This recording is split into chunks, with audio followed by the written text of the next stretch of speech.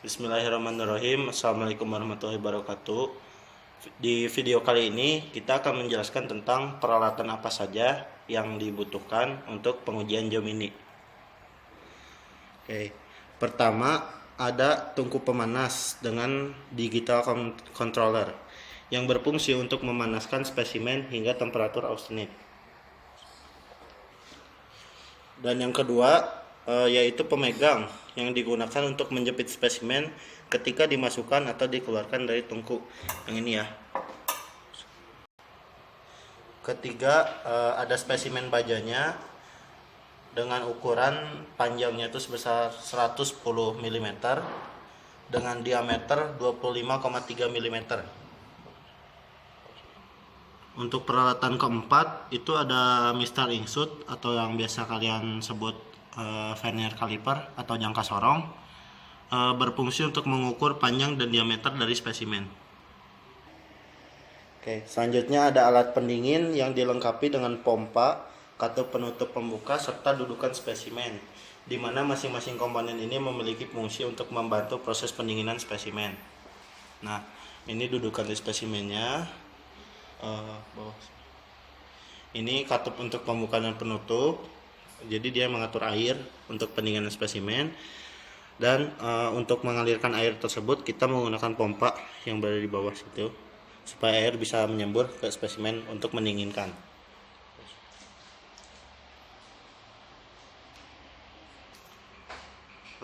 Lalu peralatan selanjutnya itu kita ada stabilo ya. Itu tuh digunakan untuk memberi tanda atau batas saat kita akan melakukan uji keras.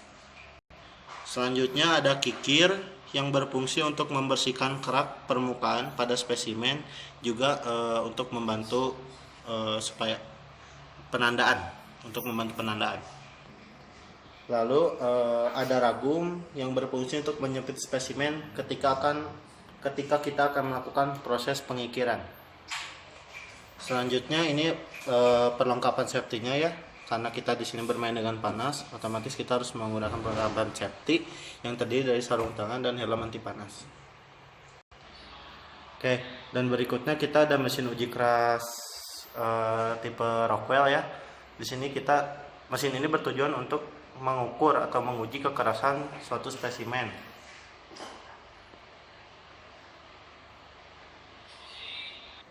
Oke, kita langsung masuk ke prosedur praktikum ya.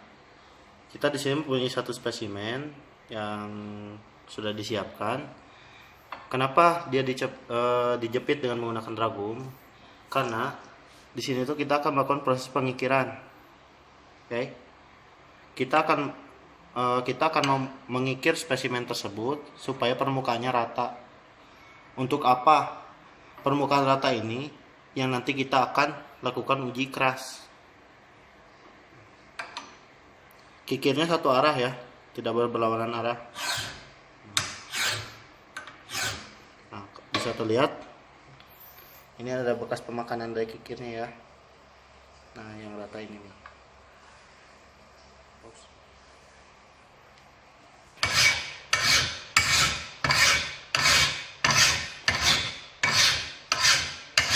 Oke, selanjutnya setelah melakukan proses pengikiran, kita kan ini meratakan ini kan permukaannya. Lalu kita ukur untuk memberikan tanda.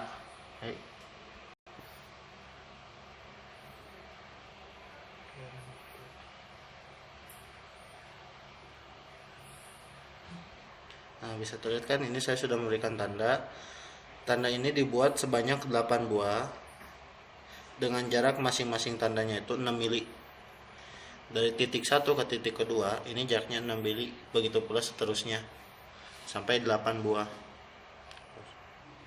Oke, langkah selanjutnya kita akan mengukur spesimennya ya. Kita akan mengukur panjang dan diameter. Oke, ini proses pengukuran panjang dan ini proses untuk pengukuran diameter.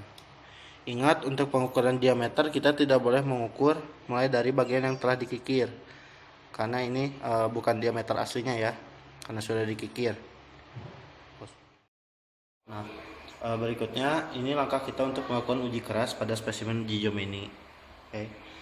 Kenapa kita harus memberikan tanda 8 titik yang tadi itu? Karena kita di sini akan mengecek satu-satu kekerasannya dari titik-titik tersebut dengan menggunakan mesin uji keras Rockwell ya. Nah, caranya gimana? Kita perhatikan di sininya ya. Ini ada 2 buah jarum. Ada jarum yang besar dan ada yang kecil. Pertama, kita berikan putaran pada handle di bawah ini sampai jarum kecilnya tuh mencapai ke titik warna merah. Lihat kan, titik warna merah. Terus, nah, setelah sampai titik warna merah, di sini kita mengkalibrasi. Kita di sini kalibrasi, dilihat angka ya, yang warna hitamnya ya, jangan yang warna merah. Kita kalibrasi ke titik 0. Nah, sudah titik 0.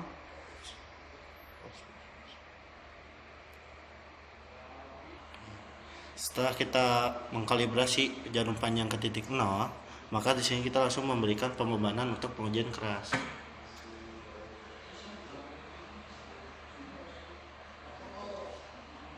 Lihat ya, angkanya bergerak.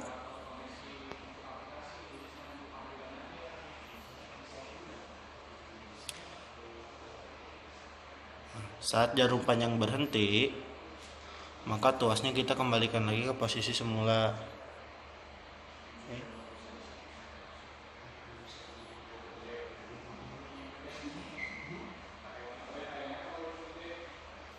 Oke.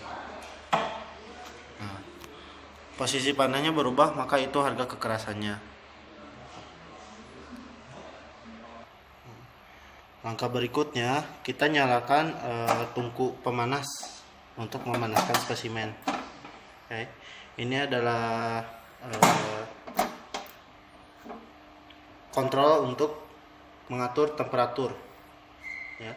Kontrol di sini menunjukkan 100, maka kita bisa merubahnya dengan menekan tombol yang ada di sini. Kita berikan temperaturnya sedikit demi sedikit sampai ke 850. Oke, setelah melakukan pengujian kekerasan, maka sekarang kita masukkan spesimen ke dalam tungku dengan menggunakan pemegang ini ya. Jangan lupa peralatan keselamatannya dipakai seperti sarung tangan dan helm anti panas. Kenapa kita pakai peralatan keselamatan? Bisa dilihat sendiri di dalam tungku tuh seperti ini.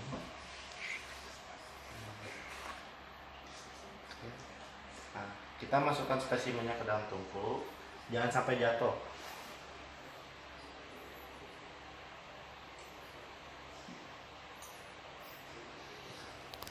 Setelah dimasukkan, kita tutup.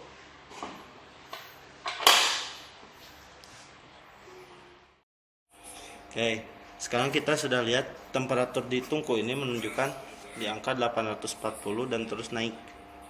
Oke, di sini temperaturnya tuh harusnya untuk aja sudah austenite ya. Oke. Jangan lupa untuk menggunakan peralatan keselamatan untuk mengambil spesimen dari dalam tungku. Oke. Sekarang kita ambil spesimennya. Hati-hati ya pada saat proses pengambilan spesimen.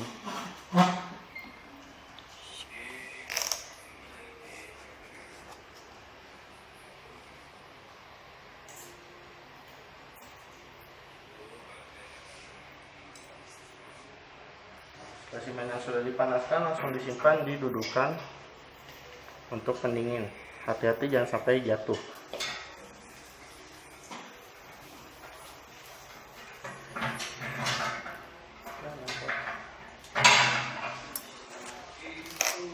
Nah, saat sudah disimpan di dudukan, maka langsung lakukan proses pendinginan.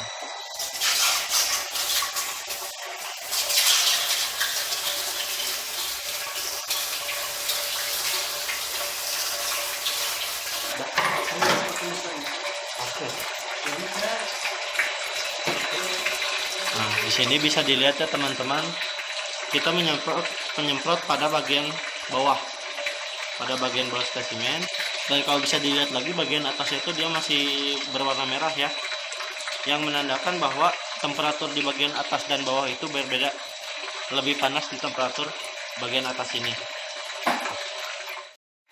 Pada saat spesimen sudah dingin, kita matikan airnya sebagai tempat mendinginnya spesimen. Lalu kita ambil spesimennya dan kita simpan di meja.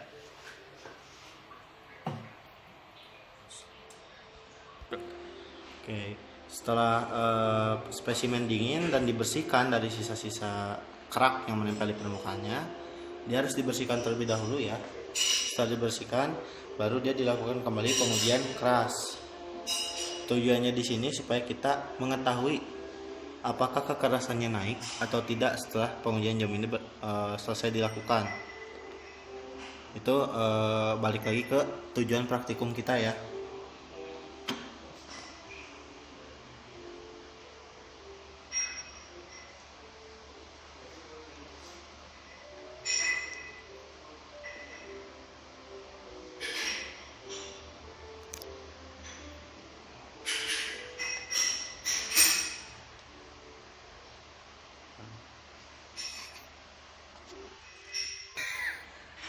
Nah, pada saat jarum sudah selesai berputar, lalu kita kembalikan lagi, dan ini harga kekerasan sesudahnya.